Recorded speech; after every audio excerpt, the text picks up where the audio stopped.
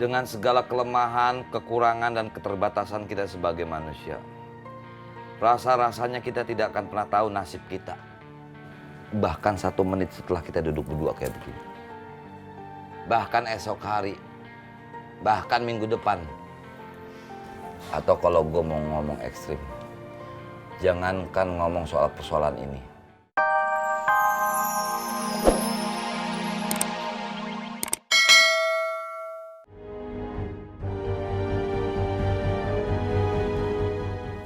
Pilih surga apa neraka di akhirat nanti?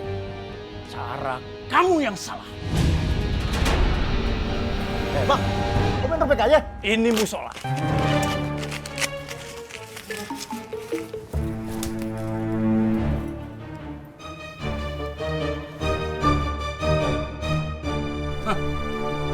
Gampang, kita buat lagi nah. Ya, mantap.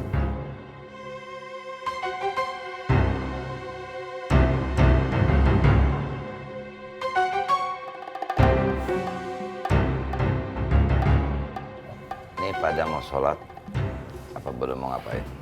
Masih jenggot. Atut. Ah, sama. Cabut yuk.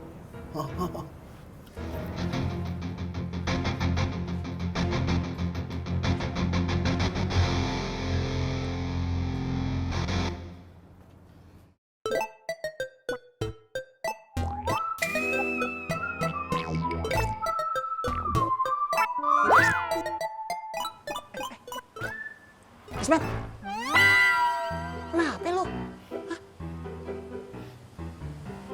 Saya malu, Bang. Iya, gua tahu lu malu. Tapi nggak mesti muka lu tutup pakai tangan juga kali. Terus gimana caranya biar saya nggak malu? Saya tahu orang-orang pasti pada ngomongin saya gara-gara kejadian saya yang kemarin-kemarin. Lu mau tahu caranya? Jangan muka lu tutup pakai tangan, tapi muka lu ganti. Bang Tommy malah ngeledek saya.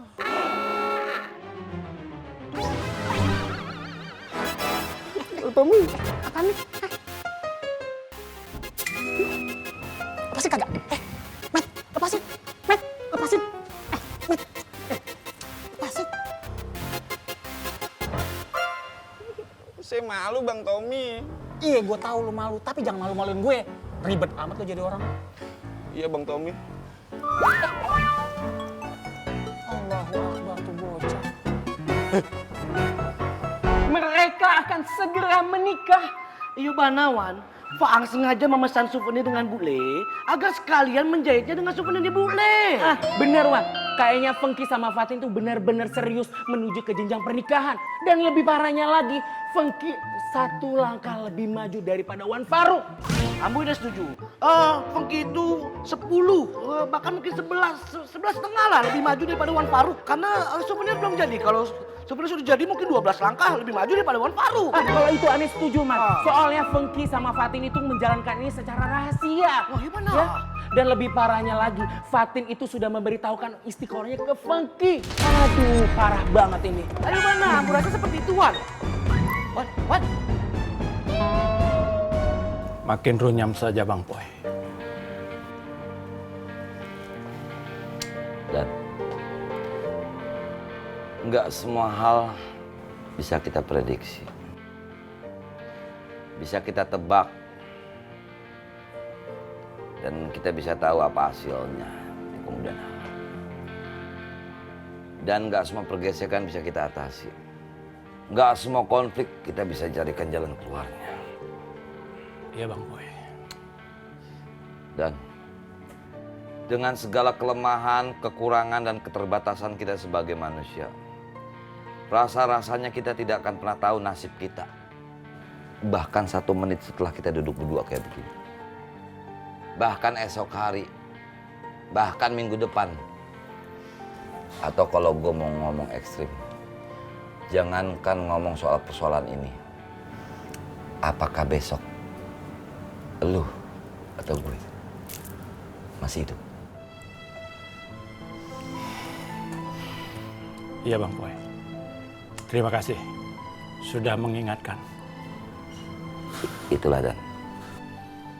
Kita serahkan semua sama Allah. Kalaupun bukan tangan kita yang main, biarkan tangan Allah yang bermain. Kalau bukanlah kita yang bergerak, biarkan para malaikat Allah dan seluruh penduduk langit yang akan bergerak. La haula wala quwata illa billahil aliyil azim. Terima kasih. Sama-sama. Sekrai. On the bright. Kita tidak boleh terpecah-pecah. Saya rasa ini ada oknum-oknum yang tidak bertanggung jawab yang mengingini kita saling menyerang. Kita saling tidak percaya.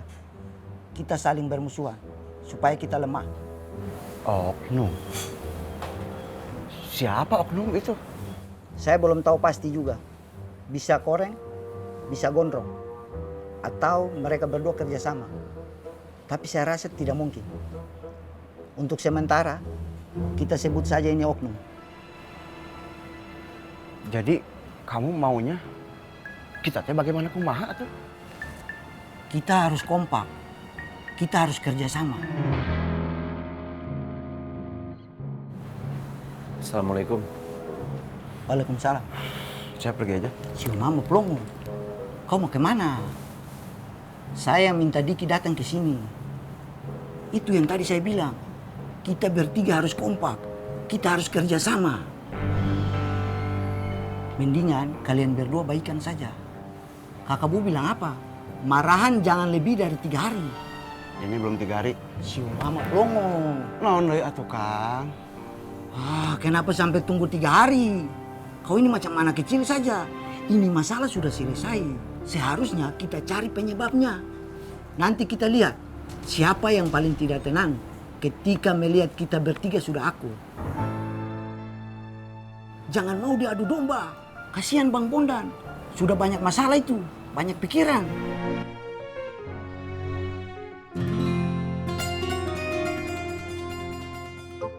Kenapa selama ini kebahagiaan nggak pernah berpihak kepada anak? Itu karena antum berdua. Antum yang kerjanya nggak pernah. Nggak pernah becus. Kenapa Wan? Wan Faruk mau kemana? Iya Wan, mau kemana Wan? Ana mau mencari kebahagiaan. Ana mau buat perhitungan sama Fengki karena dia telah merenggut kebahagiaan Ana. Kebahagiaan bidadari Ana. Masa depan Ana. Ibu dari anak-anak Ana kelak. Farah Fengki. Farah. Coba ajak Fengki ke kita. Ayo.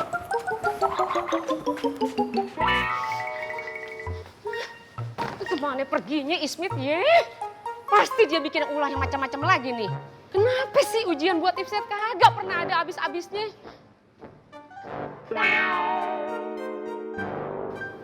Gara-gara perempuan itu masih grecokin aja. Udah kagak direstuin, kagak diizinin. Maaf ya Bu Ani, jangan tersinggung.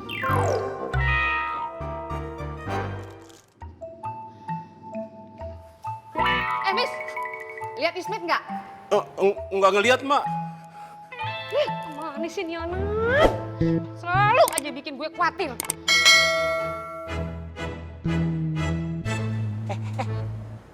Tuh bocah ngapain bengong dewekan di situ? Bukannya dagang, malah bengong aja. Jangan-jangan tuh bocah mau nekat naik pohon lagi. Wah, gawat.